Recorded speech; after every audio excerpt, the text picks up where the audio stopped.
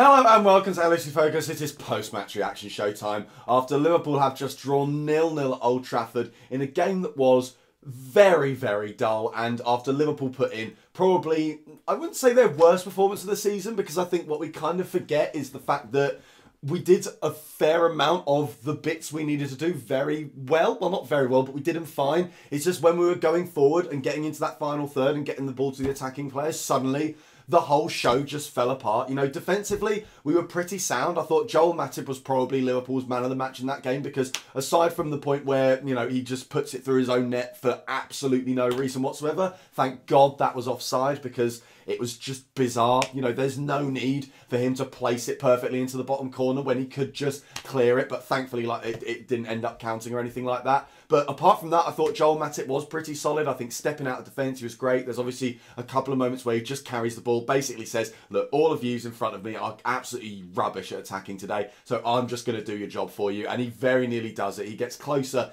than any other Liverpool player really does to scoring today. So Matip was sound. Defensively, we were pretty all right. You know, a couple of times I think we let them in a little bit too easy. You know, the balls over the top to Rashford and stuff like that, they were getting in far too easily at those points. But aside from that, the defence was pretty solid. Alisson as well makes a fantastic save. You know, that one from Lingard is worth a goal, essentially. You know, that stops us from losing the game, so he's got to get credit for that. And the midfield defensively was sound pretty much all the way through, and I think at times they did look like they were playing really well. Gini Van Alden, especially in the first half, certainly, when he was getting the ball and turning and driving, he looked absolutely fantastic. But it was after that point, once the players were making the turns and thinking, right, here we go, let's get an attack going. Like I said, the whole show just completely fell apart. You know, obviously, I think we were shafted a little bit by the loss of Roberto Firmino. I think that certainly changed how we wanted to set up for the game. You know, that's certainly not saying that we were fantastic before that, but you'd like to think that with our first choice front three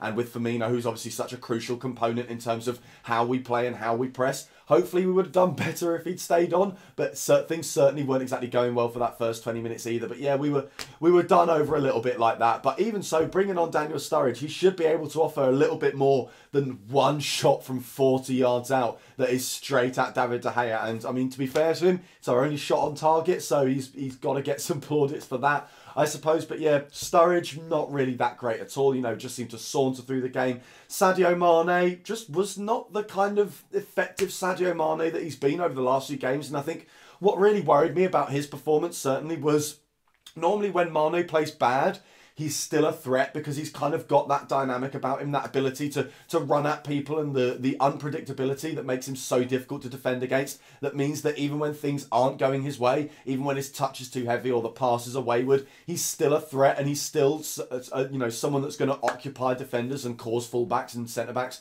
all sorts of problems. Today, he just wasn't doing any of that, and his passes were all over the shop. You know, in general, our passing in the final third, not even the final ball, just any passes in general were utterly, utterly dreadful. Mohamed Salah as well had a stinker, I think it's fair to say. You know, there's something about when he plays Man United, he just seems to switch off and return to this kind of the player that I think everyone thought Mohamed Salah was going to be when he first signed for Liverpool. Someone who was, you know, had a bit of pace, but not really that much else about him. You know, there are a couple of times where he makes a good run, he gets in behind, he looks like he's going to make something happen, but then it just fell apart instantly after that, you know. And some of it's credit to Manchester United as well. You know, Sky Sports gave Luke Shaw the man of the match because he did have a fairly solid game against Mohamed Salah. And like I said, when Salah was making those crazy jinky runs, it was always Luke Shaw who'd suddenly appear and stop him. So some credit's got to go to Manchester United. But at the end of the day, they had 3 players come off injured in the first half, and Rashford essentially wasn't fit at all. You know,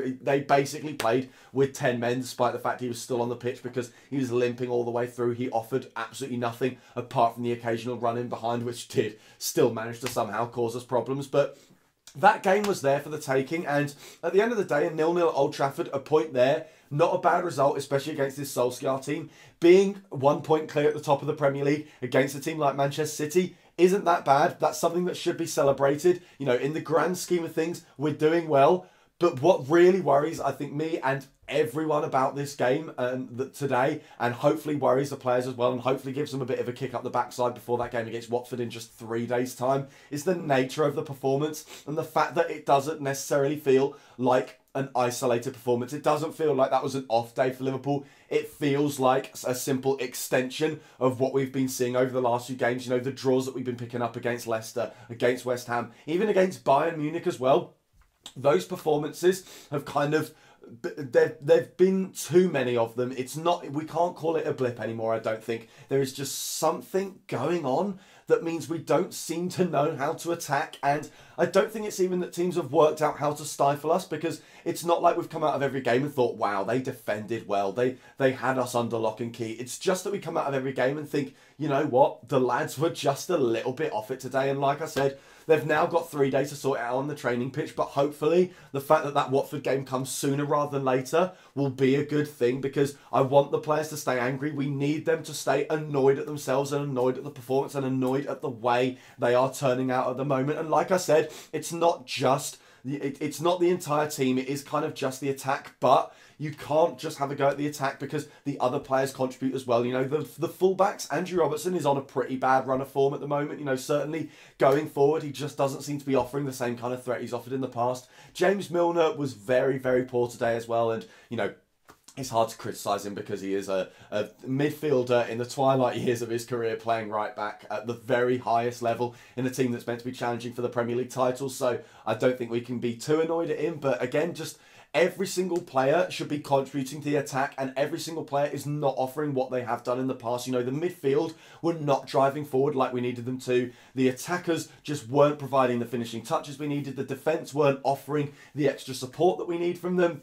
It really is just a little bit poor. And this video's been a little bit incoherent because it's hard to really talk about that game because there weren't really any kind of isolated incidents to talk about. It was just the overall performance was absolutely dreadful. And as a result, essentially, not that much happened. But yeah, a really, really poor performance from Liverpool. And hopefully it will be the kick up the backside that they need to turn out a much better performance against Watford. Fingers crossed for 3 points on Wednesday night. But until then, thank you guys very, very much for watching this video. I'm sorry it's been a little bit subdued, but with a game like that, you know, a 0-0 where essentially nothing happens, it's hard to really get excited and bring the usual type of energy that I try to bring to these videos. But anyway, thank you very much for watching anyway. If you did still enjoy the video, hit that like button down there, hit that subscribe button there if you're new around here. Check out some of the other videos that have been out on the channel over the past few days as well. Don't forget to follow at LFC Focus TV on Twitter, and I'll be back soon with the pre-match content for the game against Watford. Until then, bye for now.